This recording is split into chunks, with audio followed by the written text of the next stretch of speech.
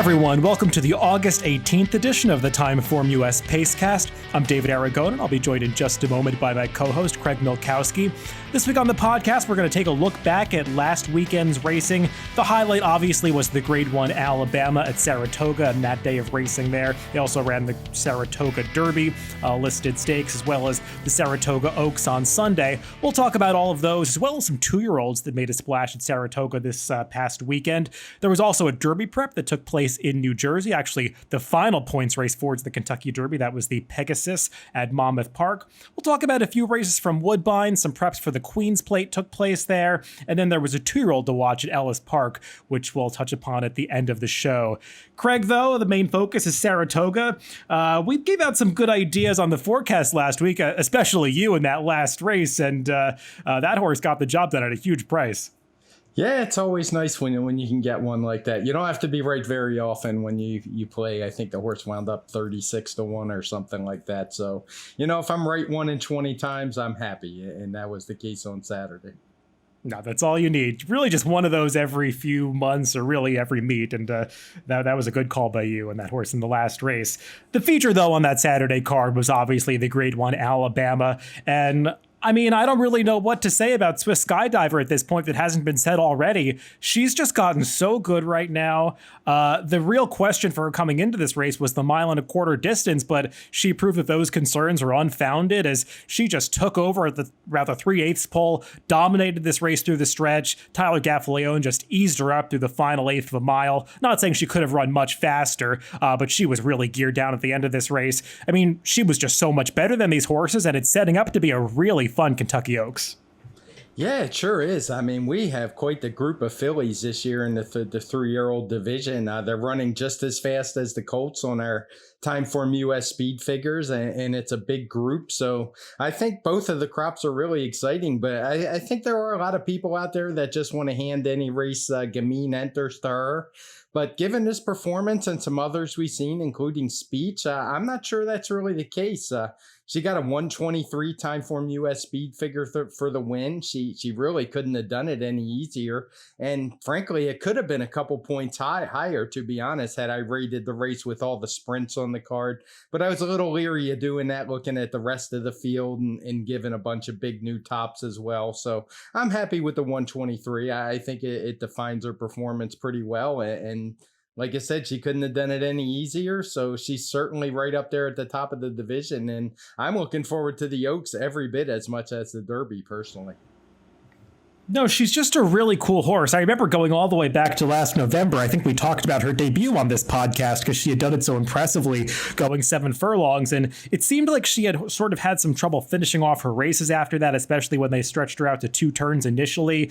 And I mean, the narrative with her going back to early in the year was they were worried about more distance because she had those issues. And now it's kind of funny how the narrative is flipped around. And she's the one that we trust to get the 1 1/8 mile distance in the Oaks. And Gamine is the one that really has to answer that question.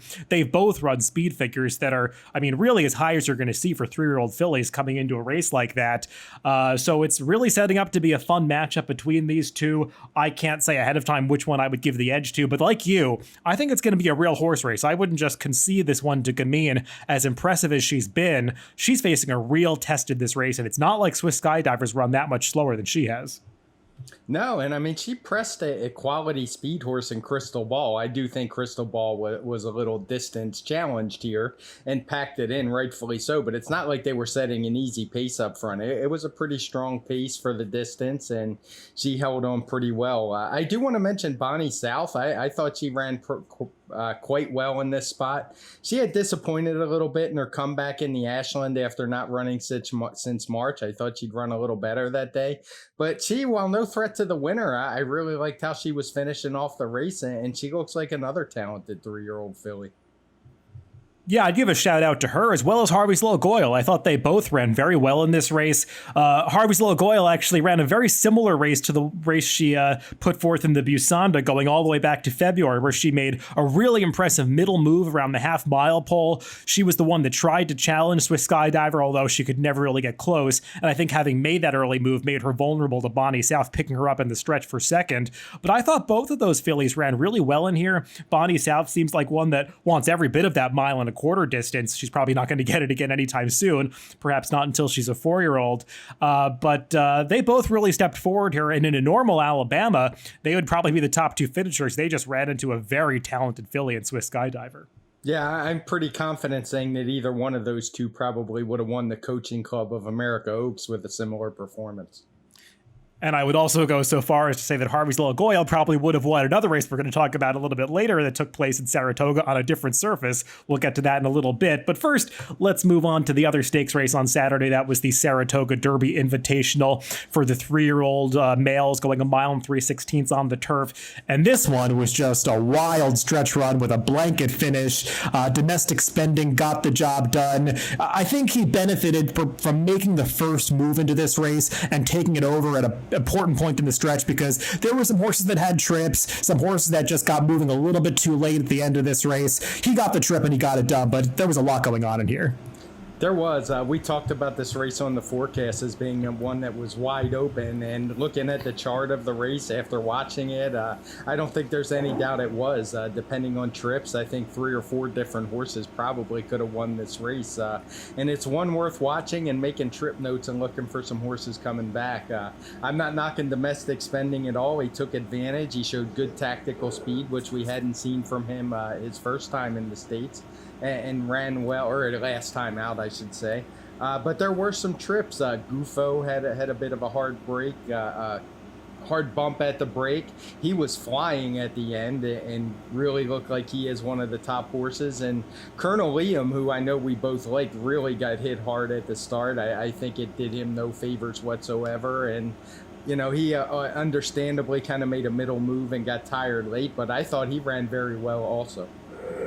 Yeah, I would agree with that. Gufo is kind of a funny horse. He seems to really pick up his feet once he gets into the clear, and John Velasquez just couldn't really steer him into the clear and all the way on the outside until about the 8th pole. But once he did, he was really finishing at the end of this race. And if he had gotten seen some daylight a little bit earlier, he might have won. But Domestic Spending got the jump on him.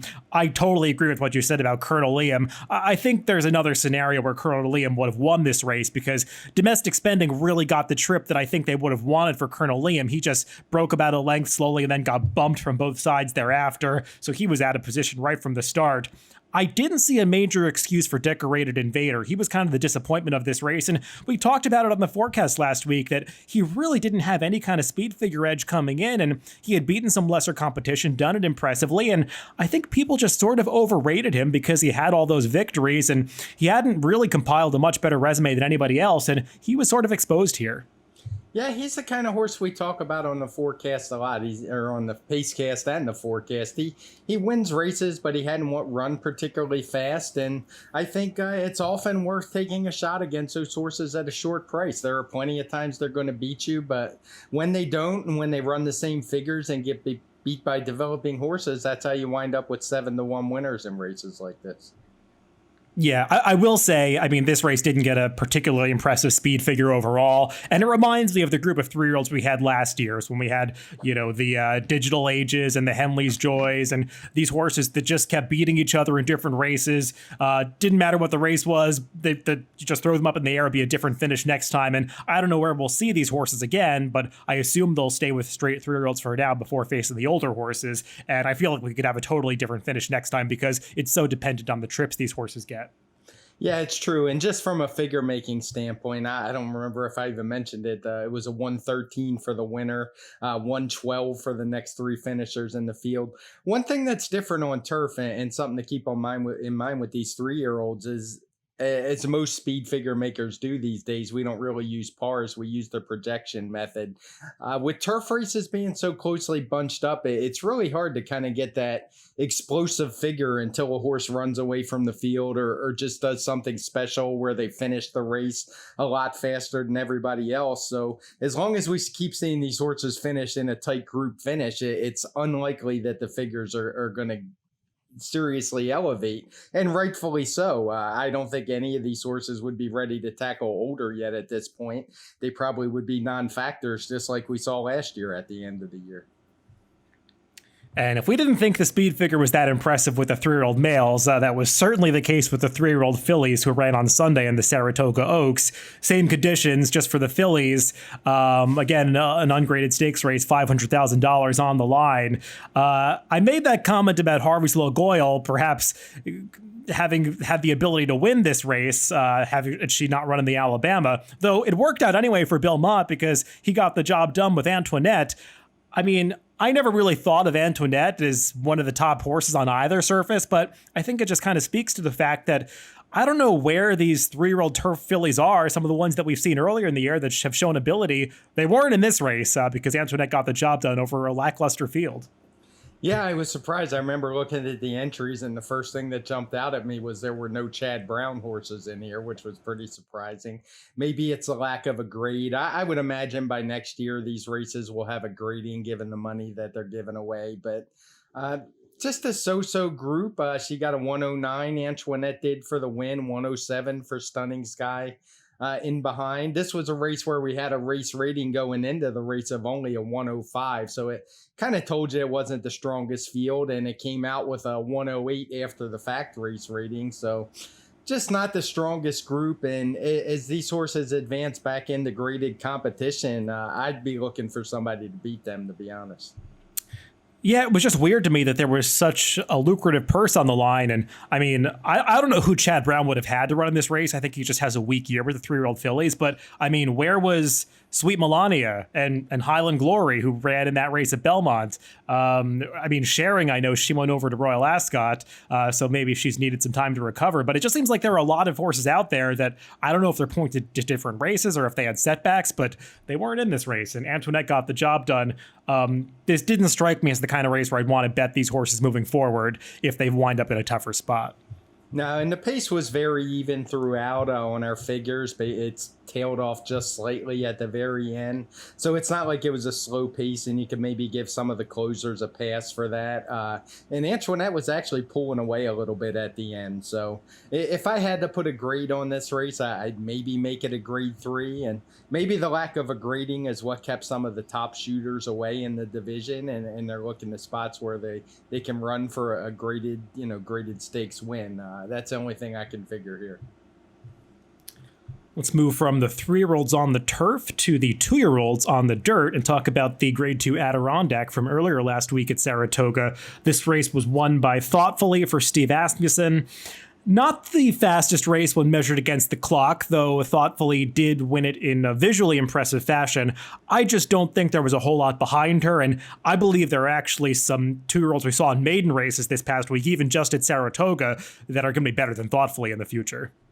Yeah, I was kind of surprised Thoughtfully went off so heavily favored in the race. She had won impressively at Churchill, but with a really low speed figure on mine. I actually meant to check the buyers to see if they had it different, but I didn't get around to it. But she won easy enough, but she didn't do so with a very impressive figure. I think you pointed out the very next race on the card was a New York bred maiden claiming race, and the times were pretty similar for the two. So I wasn't surprised she only got an 87 Timeform US speed figure for the win. And it's just one of these things that happens with 2-year-olds earlier in the year. You probably had some maidens on the ground who could have won the race, but they usually opt to go through their conditions. And I think that's what happened here.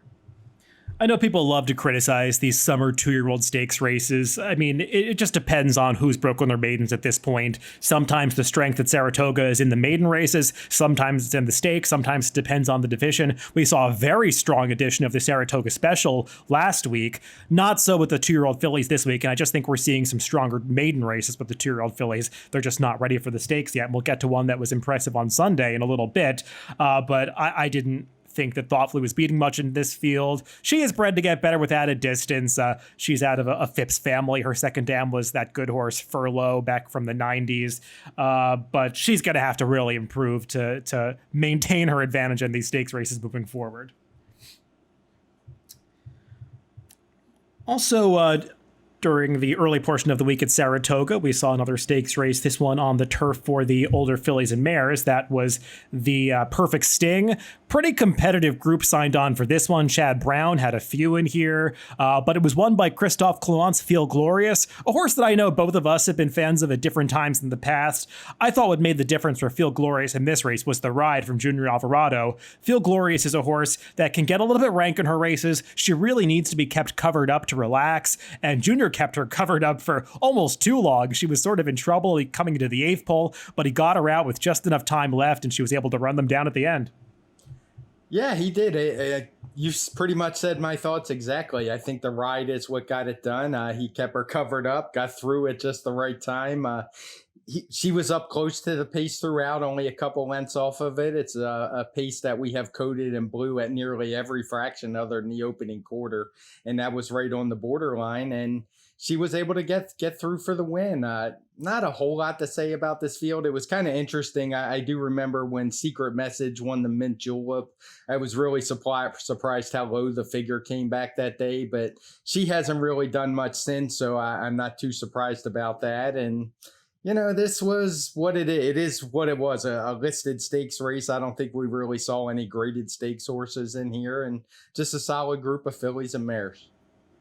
Yeah, it was one of these races where the pace was slow and we've got a few fractions color-coded in blue in the TimeformUS PPs, but it wasn't one that really favored the horses on the front end because, I mean, number one, Pieta Bianchi was setting the pace and she was a long shot. She also blew the start of the race and had to rush up in the early going, so she was at a disadvantage in that sense. But also in these turf races, when you're going so slowly and the whole field is bunched up, speed just doesn't have much of an advantage, so you're likely to see the horse with the best closing kick win if they're all in range at the quarter pole.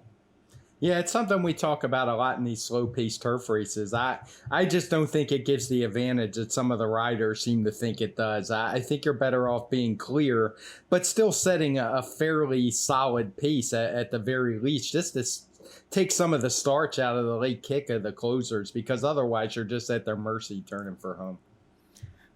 Now, we mentioned that there were some 2-year-olds that ran this past week in maiden races at Saratoga that were more impressive than Steve Asmussen's Adirondack winner Thoughtfully, and they actually both came from the Steve Asmussen barn. The one on Saturday that won a 6.5 furlong maiden on the dirt was Calibrate, a 2-year-old colt, and this looked like a loaded race coming in. There were a lot of stories about firsters who were working well, even some horses who had run before that had shown some ability in their prior starts, and I was impressed with Calibrate. He showed speed, dueled on the inside around the turn, and I liked the way he kicked away from this field at the end because it seems like there could be some horses with ability coming out of this race improving next time out. Yeah, he ran a very strong race. He got a 98 TimeformUS for the win. Did everything right. He did set the pace, but it was a fairly moderate pace, and he was pulling away at the end while running faster figure-wise. He went from a 93 early to a 99 late, and that's what you want to see for me with these 2-year-olds, not the flashy run real fast and hang on late kind of wins. And he just did everything right. It's kind of interesting how over the years Steve Asmussen's MO has changed. I can remember always tossing his first timers. He didn't win very often first out and would do a lot better second out, but that just doesn't seem to be the case anymore. These last couple of years, he's been winning tons of races first time out. They usually get tipped off at the window. You can tell when they're live, and this one certainly lived up to the billing. Yeah, I was impressed with him, and I was even impressed with the second place finisher in Grave for Chad Brown. I know he lost this race by 4.5 lengths, but he had to go a little wide, making his move on the turn. He also has a stellar pedigree, is bred to get better with added distance. Both of these horses are. Calibrate actually has sort of a funny pedigree. He's by Distorted Humor, which is sort of a speed, sprinter miler sire of precocity. But on the dam side, Calibrate is out of a Dynaformer dam, really strong turf route pedigree. So it seems like he could do anything, and he's certainly bred to get added distance. But I think these two horses, we could hear from both of them down the line. Then we saw the 2-year-old fillies on Sunday. It was actually the first race of the day on Sunday. Not the depth that we saw in that Saturday maiden race, but we did see an impressive performance by the winner, again from the Steve Asmussen barn in Cantata. She just ran away from these horses and won by over 10 lengths. Don't know what she was beating, but it's the kind of debut you want to see. Yeah, it's good. She only got an 87 figure, but that's still better than the stakes race we talked about earlier in the show. And she did everything the right way. She rated off a tepid pace. She was finishing as well as you'd like to see. I'm a little leery it wasn't faster, but again, these are 2-year-olds and they often don't come out just and run their absolute best race. So visually, everything looked good, and I'm sure we're going to see her in stakes competition next time out. Yeah, I don't know what she was beating. A couple of the Chad Brown horses who finished second and third here, both first-time starters, Nevesian Sunrise and School of Thought. They both had been reportedly working well. They didn't run that well in this race, and Cantata was just better than them. I mean, I should note, Ricardo Santana really asked her for nothing in the stretch of this race. He just shook the reins at her at the quarter pole, and she did it pretty much on her own. I'm not saying that she could have run a whole lot faster, because we're not big believers in that, but she definitely won this race with a ton of ease, and she's got pedigree too. She's by Medaglia d'Oro. Her dam is a full sister to Taris, who I believe was a winner of the Grade 1 Humana Distaff a number of years ago. She was a very good filly sprinter miler going back the earlier part of the last decade. So we'll see what we get from her down the line, but based on this performance, I'd prefer her to Steve Asmussen Stakes winner thoughtfully at this point. Yeah, I do want to mention from a figure perspective, it was the first race on the card. So being it was mostly first-time starters in here, I always just make a mental note to know that that figure is at the very least just a little bit questionable as a turf race right after it. All the races were rated together on Sunday, all the dirt races, they seem to fit, but I can never have 100% confidence when it's the first race early on. Let's change venues and move down to New Jersey in Monmouth Park, where they ran the final Kentucky Derby points race of this season. It's been a long and winding Derby prep season, one that's lasted a lot longer than people would have anticipated going back to the early portion of the year, but it's now all in the books. We've got basically the points hierarchy set at this point. We'll see who actually ends up running in this race, but we do know that Pneumatic has made it into the race if his connections choose to go there. Again, we're sticking with Steve Asmussen. He had a big weekend and he got the stakes win here. Pneumatic obviously improved coming out of the Belmont Stakes. This wasn't the toughest field in the world, but it's nice to see him take a step forward from a speed figure standpoint. He did, and he's done that in every start in his career. He debuted with a win back at Oaklawn with a 107, and he's improved incrementally. Even in his loss to Tisdall in the Belmont, he moved from a 115 to a 117. And for this race on Saturday, he got a 123, which was his career best. Now, it's still a little bit below what we saw from Tisdall, and it was obviously against later competition. So were he to show up in the Derby, and I believe I read he's being pointed to the Preakness, but were a horse like this to show up in the Derby, I'm the kind who likes to see better figures than the horses if I'm going to take a stand with them. So he's not one. I still wouldn't want to bet him against top class 3-year-olds, but he's certainly moving in the right direction. He's doing it professionally, and he looks like he'll be a threat as the year goes on. Yeah, I still have a bit of a question as to how far this horse wants to go. He has shown some distance limitations, I think, past the mile and the 16th.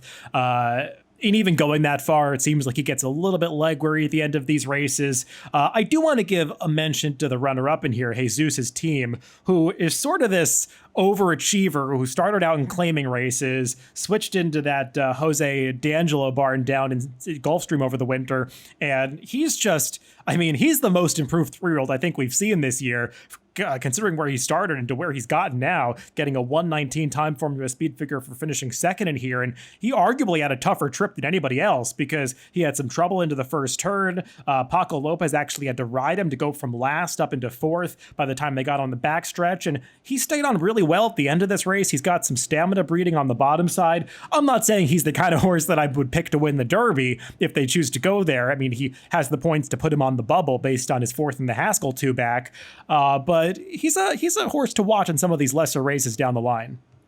Yeah, I'd agree with that. And even the third place finisher, Arcan, I think you say, had won his first 2 starts impressively sprinting. And I think what he showed here is he's a really good horse, but he is probably a horse who would be better off sprinting. But he got a 118 TimeformUS speed figure for the win, and he's a horse on the turn back into some good stakes I would certainly have an interest in. I would agree with that. He definitely has room to improve as well.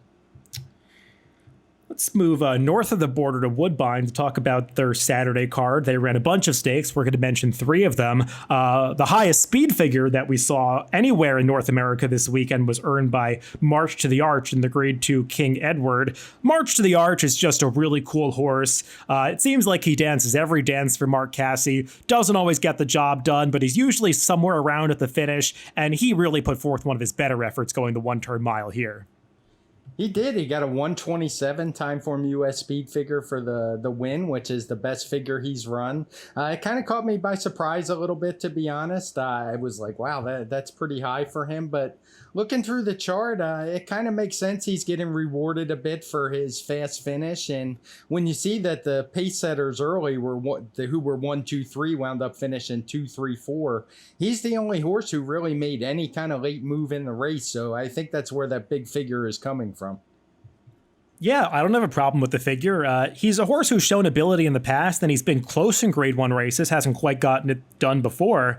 And this was just a Grade 2, but he certainly put forth a performance that would make him competitive in Grade 1 races if they go that route in the future. And yet, watching this race, I wasn't really aware of what the fractions were, but it struck me as impressive because, like you said, I mean, the pace really did hold together, and the other horse that was trying to close from the back of the pack, who was actually the favorite in this race, Delaware, March to the Arch, just left him in the dust. And Delaware tried to follow his move and couldn't go with him. So I thought March to the Arch just finished really strongly at the end of this race. I think a mile is his best distance. He can definitely go the 2 turns. We'll see if they try some tougher company later in the year, but I think he's certainly earned his way into those races again.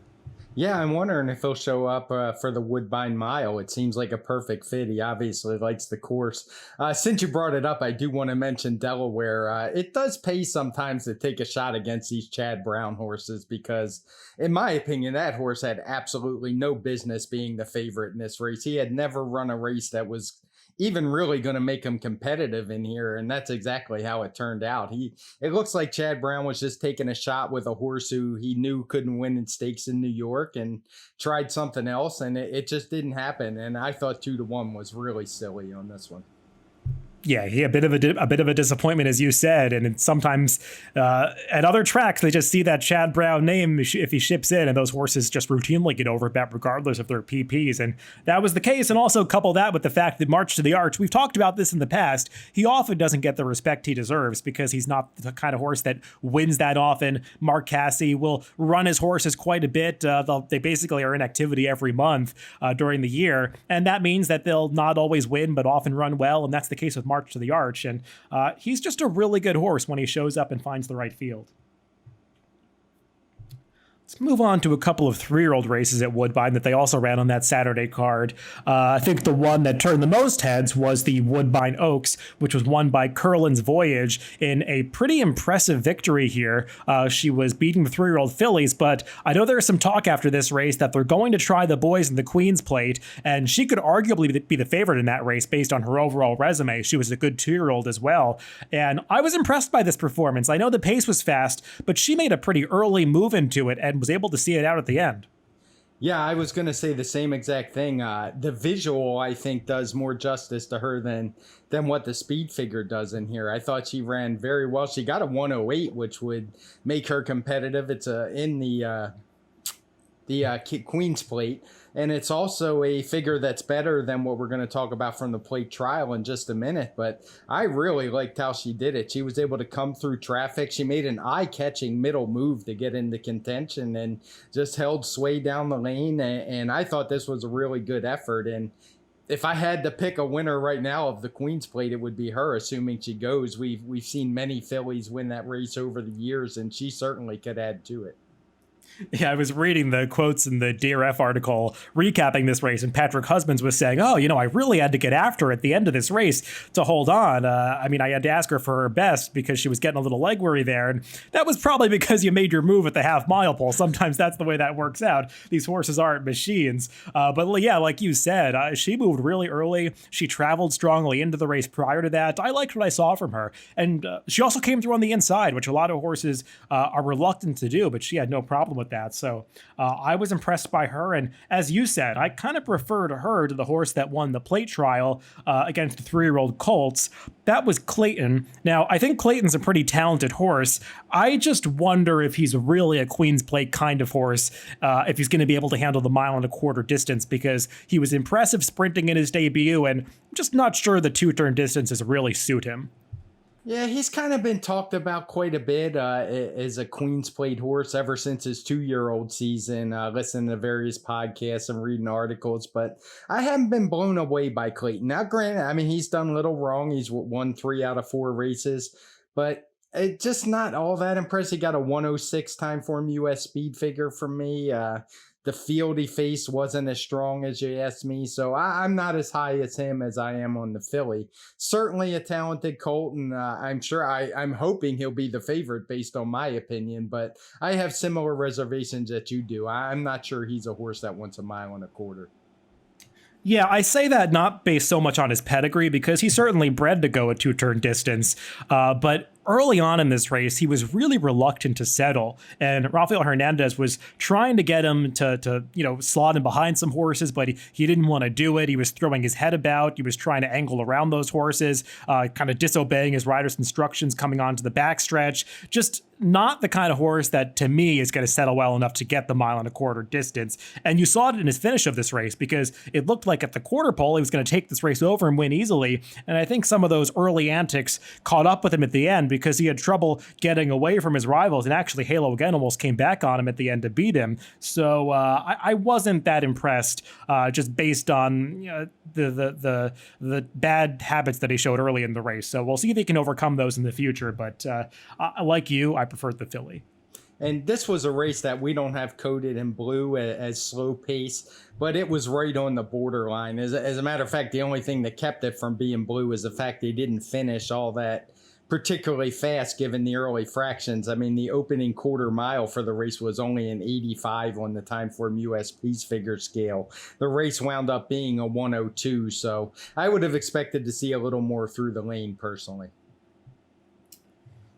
One more to talk about, and we'll go to Kentucky to Ellis Park for this one. It was another 2-year-old maiden race, and one of the most impressive debuts that, we saw at least in the last week, and maybe for the entire summer, as Inject, the 2-year-old filly for Stanley Huff, got the job done very impressively, stalked the pace, drew off well, and this one certainly bred to go farther distances. I think this could be a talented 2-year-old filly.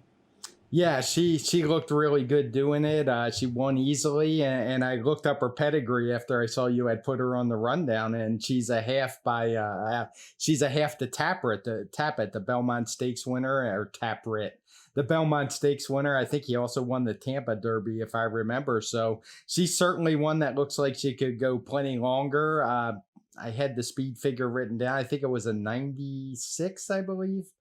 If that sounds right. Yeah, so certainly very promising, right up there with the male we saw in Calibrate, and better than we saw in Cantata in the filly race, and Thoughtfully in the Adirondack. So really promising filly. You don't always know where they're going to debut, but we've seen some good horses come out of Ellis Park before.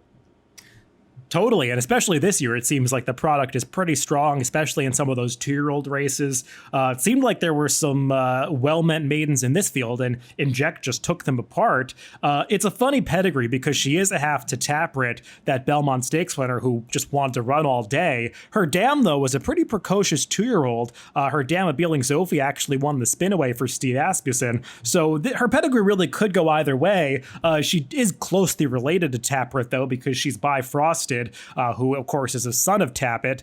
And I believe this is actually the first winner for Frosted as a sire. So won't be surprised if Frosted gets a lot more winners in the future, because he was such a talented horse. And often those horses that are such brilliant milers like he was turn out to be great sires. So I'll be interested to see what else we see from Frosted's progeny in the future.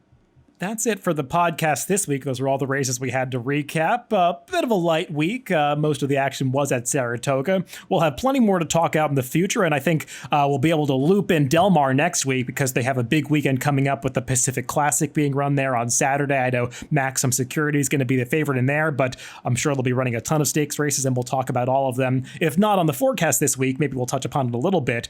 Definitely we'll recap these races on the Pacecast next week, so looking forward to all of that coming up in the near future. Remember, you can always listen to us on DRF.com, Spotify, iTunes, YouTube, and SoundCloud. Wherever you get your podcast, just make sure to subscribe to the Daily Racing Form channel. Thanks for listening this week, and we'll be back with the TimeformUS forecast on Friday.